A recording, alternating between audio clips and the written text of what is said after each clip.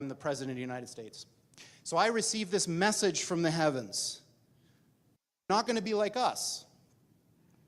So alien means, different. What it says is, in 50 years, or 13 years, we're coming to your planet.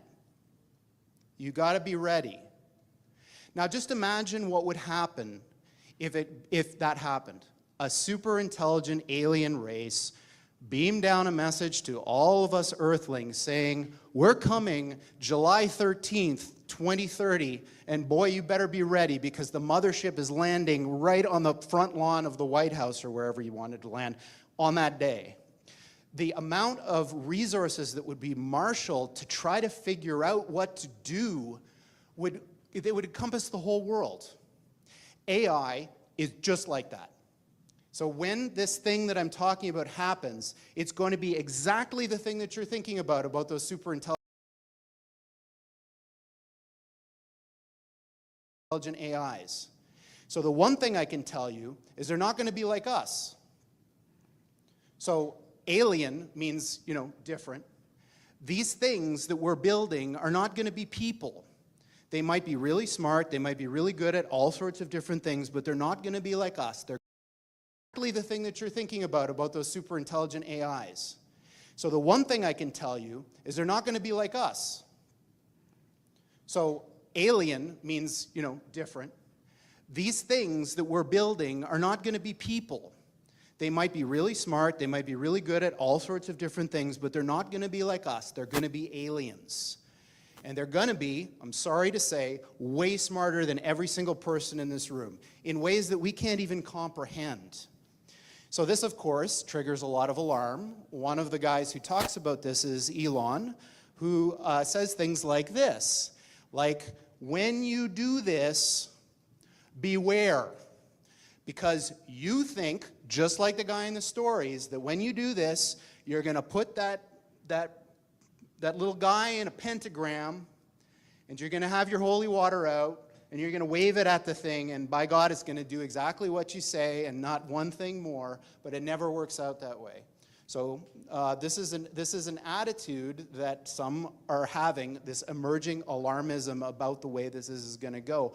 But these words, demons, doesn't capture the essence of what's happening here. I don't know if any of you are turn-of-the-century weird fiction fans, but there's this guy named H.P. Lovecraft, who's a very famous American weird fiction author. And he espoused a view which is called cosmicism. And the essence of cosmicism is cosmic indifference.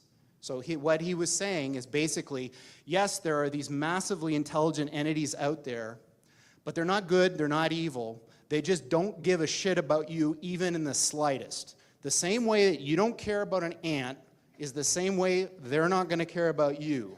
And things that we're doing, intelligence isn't magical.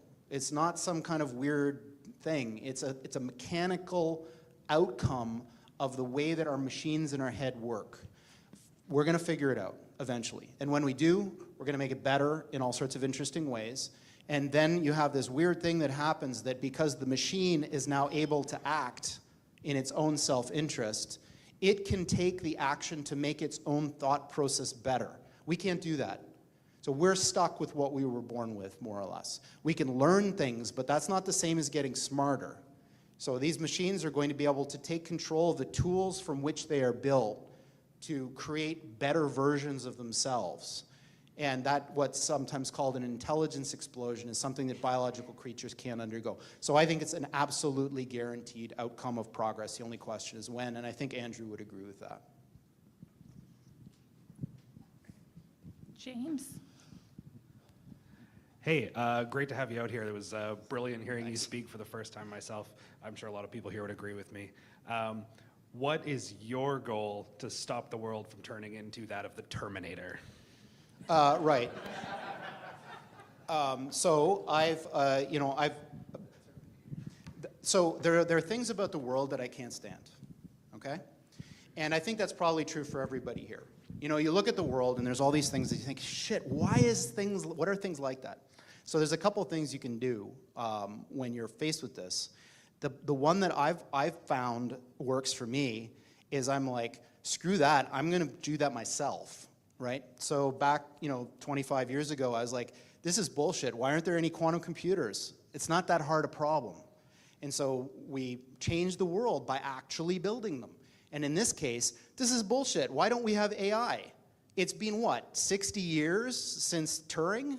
I mean, it's an absolute catastrophic failure of human resource allocation that we spend enormous amounts of money on things that are of no lasting consequence when the